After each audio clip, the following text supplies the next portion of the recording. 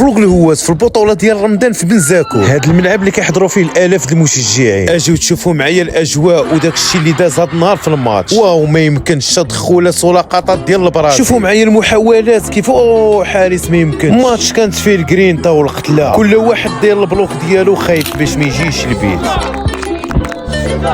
وهنا التدخل مشى. سمعوا لي الجماهير، هنا خرج الماتش بالتعادل والبينالتيات.